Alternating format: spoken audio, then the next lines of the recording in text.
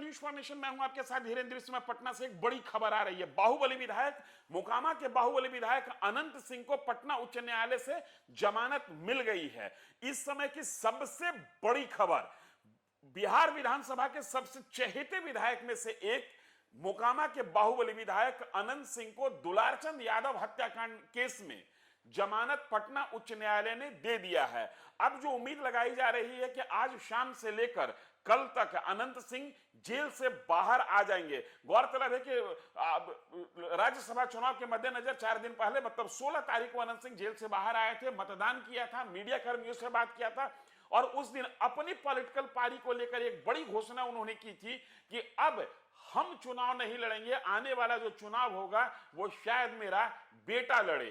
तो राजनीतिक हलकों से लेकर तमाम लोगों के लिए एक बहुत बड़ी खबर, मोकामा के बाहुबली विधायक अनंत सिंह को दुलारचंद यादव मर्डर केस में पटना उच्च न्यायालय ने जमानत दे दी है। इस जमानत के मिलने के बाद अनंत सिंह के ऊपर अब ऐसा कोई भी चार्ज नहीं है जिसके कारण वो जेल में रह सके, लिहाजा जेल से बाहर आने का रास्ता उनका साफ हो गया। गौरतलब है कि 2025 विधानसभा चुनाव प्रचार के दरमियान मोकामा विधानसभा क्षेत्र में ही मोकामा के एक बाहुबली नेता दुलारचंद यादव की हत्या हो गई थी। हत्या का कारण क्या रहा था? उनके पैर में गोली लगी थी। उसके बाद पोस्टमार्टम रिपोर्ट में आया कि उनका जो सीना का अंदर का हिस्सा है वो फट गया था।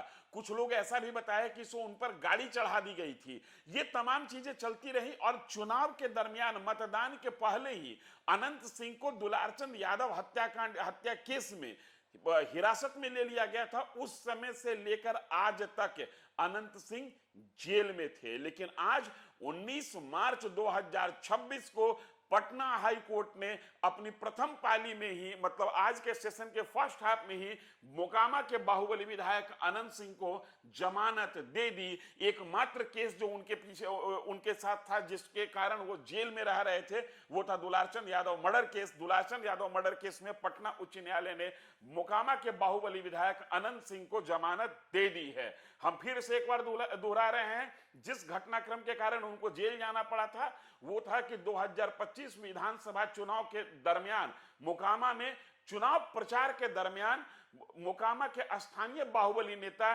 दुलारचंद यादव की हत्या हो गई थी। उनके परिजनों ने अनंत सिंह पर आरोप लगाया था। हालांकि दुलारचंद यादव एक दूसरी पार्टी के नेता के पक्ष में प्रचार कर रहे थे। कराने के लिए एक दूसरे से गाड़ी को पास देने के नाम पर झड़प होती है। उस दरमियान गोली चलती है, लेकिन गोली दुलारचंद यादव के पैर में लगी और दुलारचंद यादव का पोस्टमार्टम रिपोर्ट कहा कि उनके सीने के अंदर का हिस्सा फट गया था। एक कयास लगाया गया कि शायद उनके ऊपर गाड़ी चढ़ा दी गई होगी। कौन गाड़ी चढ़ाया ये अभी तक स्पष्ट नहीं हुआ है।